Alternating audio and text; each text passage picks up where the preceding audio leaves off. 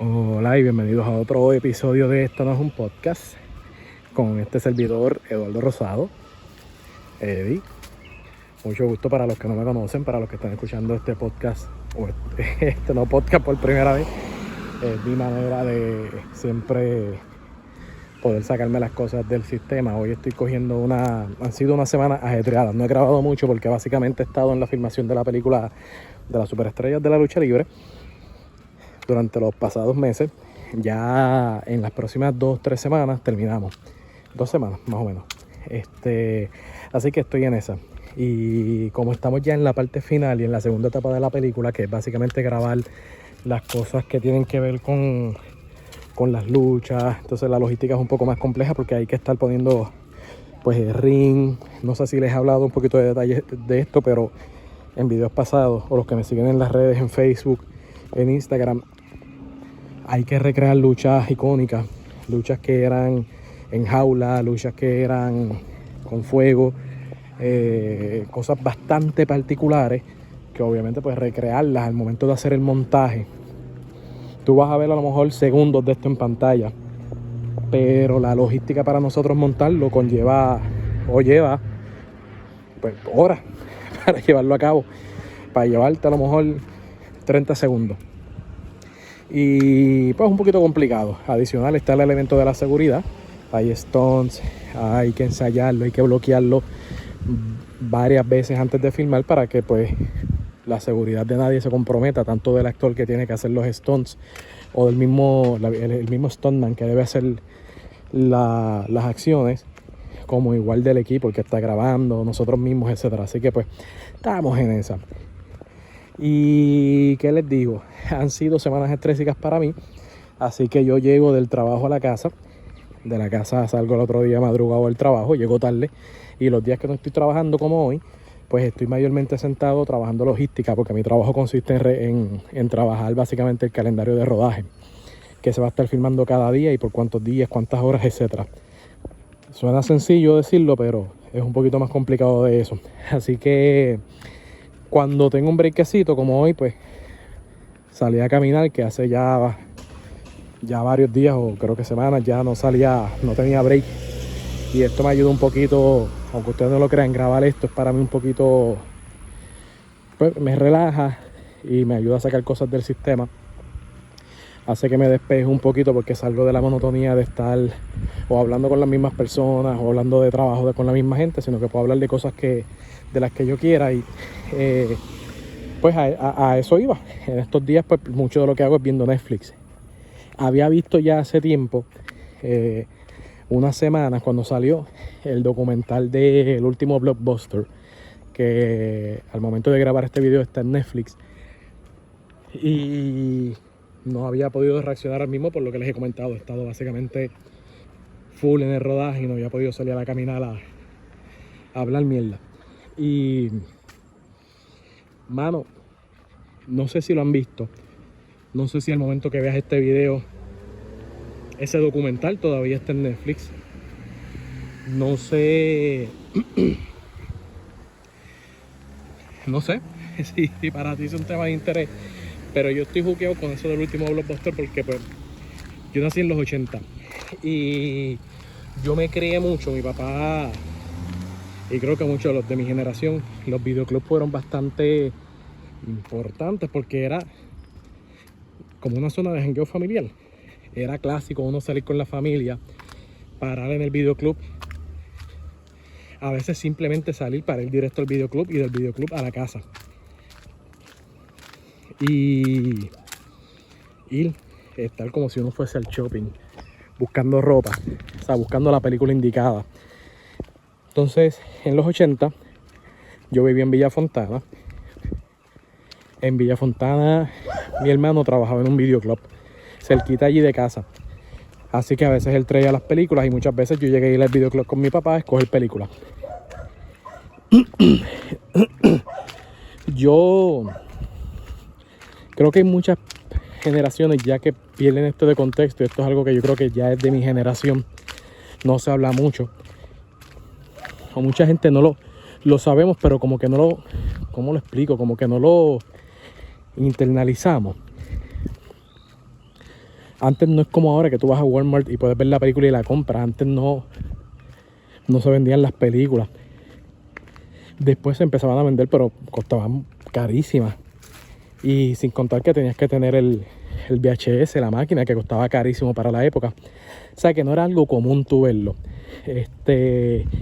Ya después, cuando uno pues adquiere los VHS, yo me acuerdo que en mi casa hicieron un sacrificio para comprar ese VHS, porque uno lo que veía era televisión local y cable. Al llegar eso era, yo no sé si decir todos los días o fines de semana, pero yo recuerdo constantemente a mi familia estar alquilando películas. Y yo me acuerdo que así B.T., mi hermano mayor era fanático de horror, así que a finales de los 80 todas estas películas de Freddy Krueger, de Jason, yo las pude ver siendo un chamaco de como 5 o 6 años. Que ahora también ahí a veces uno compara, ¿verdad? Y yo veo que hoy en día la gente te dice, mira, no, ponerla a ver un niño esas cosas. Y yo digo, mano, yo las veía. Y los que han visto esas películas y saben lo que era el cine de los 80 en términos de la violencia, la sangre, el sexo, eso estaba bien presente y bien marcado constantemente en todas las películas durante la década del 80.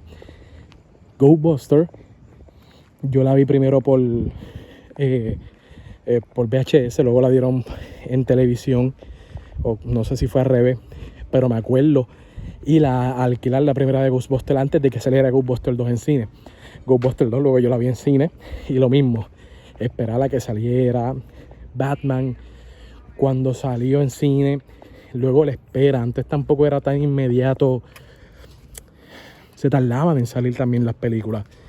Así que, por ejemplo, yo no sé si exagero o alguien que vea este video lo pueda corroborar, pero yo creo que las películas se tardaban como un año, o por lo menos mínimo meses en salir, una vez se iban del cine.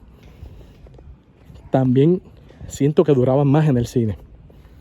Esto alguien que sepa de estos temas quizás, por lo menos en Puerto Rico, que me pueda confirmar si es así, pero estoy bien seguro que duraban más en el cine y se tardaban más en llegar a VHS. Siento escuchar alguna vez que alguien me dijo que no se podía sacar en VHS hasta que estrenara en televisión, porque obviamente pues mataba, o al revés, yo no sé si era al revés, mataba la venta, etcétera. Pero para ese tiempo no era común uno grabar tampoco, por lo menos en mi familia, estar grabando que si dieron una película en el canal 2 y uno la graba, eso como que no era común. Así que pues, ¿qué les digo? Todo esto para llegar a Blockbuster. Yo me acuerdo ir a esas tiendas de video independiente cuando llegó Blockbuster a Puerto Rico. Allá en Villa Fontana, el Blockbuster más cercano que había era el que quedaba en Plaza Carolina, al lado de un pueblo, de un supermercado. Para mí era un palo, porque el primero quedaba dentro del supermercado y uno tenía que, yo me acuerdo siempre, mis papás ir a hacer compras y yo me perdía. O sea, mientras ellos hacían la compra, ¿dónde yo iba? Al Blockbuster. Y yo me acuerdo que yo iba a la sección de niños o familiar, creo que era, películas familiares, a ver películas. Se nota que no corro, que no camino ese tiempo porque estoy ya agotado. Y mano, DH, yo recuerdo ver todas estas películas. Uno de los primeros recuerdos que tengo ahí es que cuando salió Hocus Pocus, esa película que a mí me encantaba, yo me acuerdo cuando salió en VHS. De hecho, yo no sé también en qué momento empezaron a poner videojuegos en las tiendas de video. Porque otra cosa que yo hacía, que era típico, era ir a la sección de videojuegos. Y más cuando ya estaba, yo no tengo recuerdos de alquilar videojuegos de Nintendo. Yo tengo recuerdos de alquilar videos de Super Nintendo en adelante. Sega Genesis, Super Nintendo, PlayStation, etc. Y mano, no sé cómo explicarlo. Hoy en día con el internet tú puedes entrar y buscar trailers, información.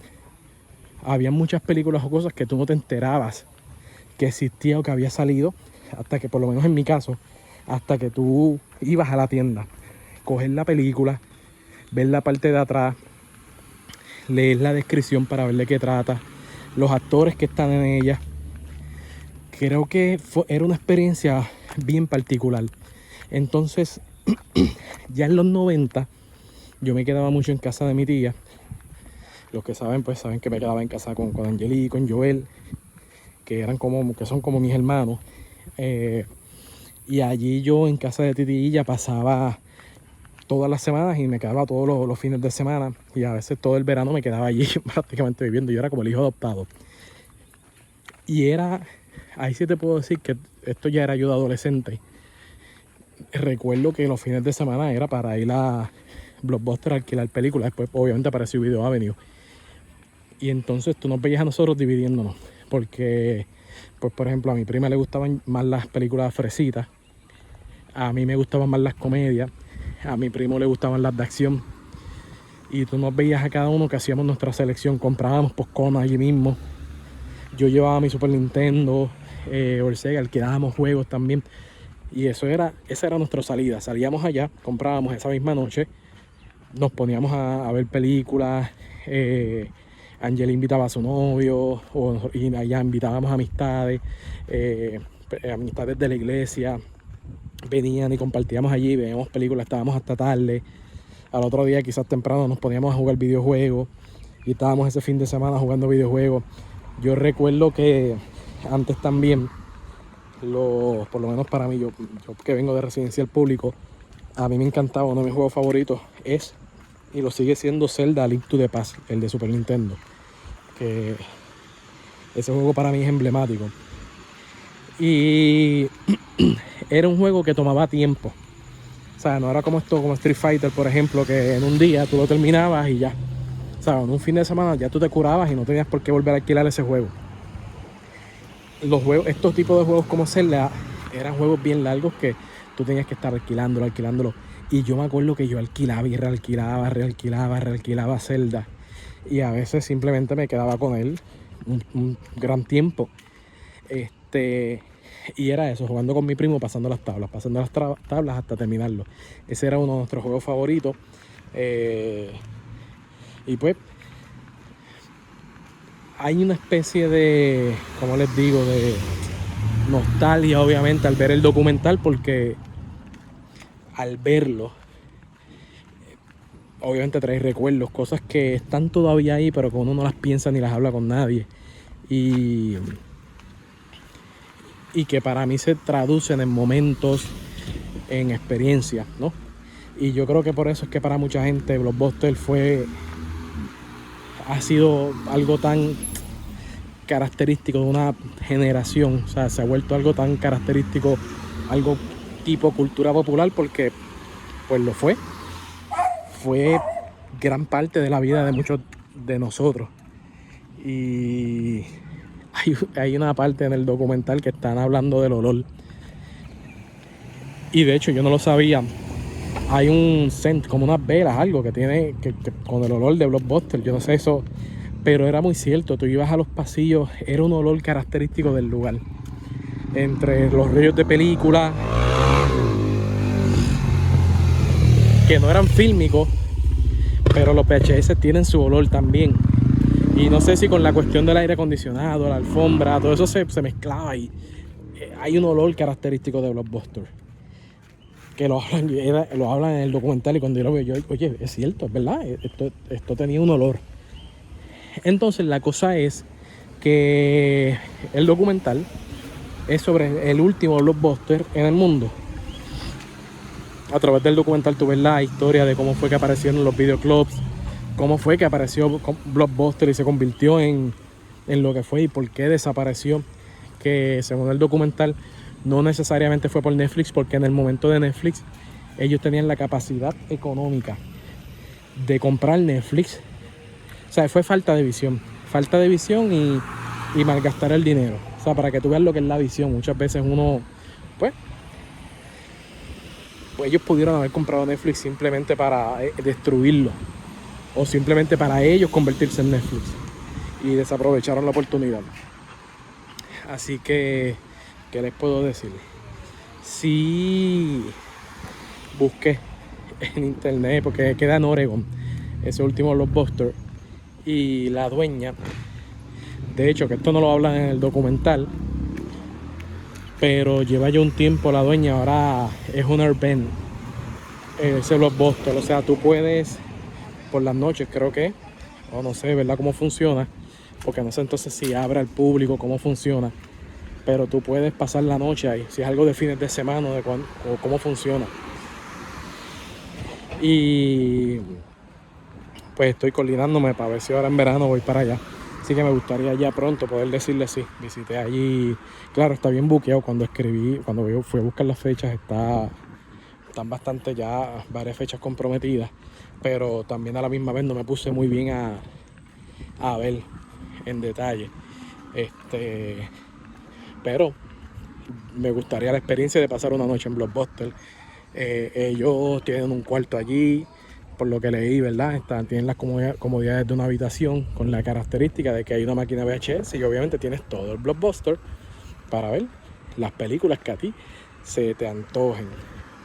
Así que es algo que a mí me gustaría pasar por esa experiencia. Es una bobada, probablemente una gastadera de chavo.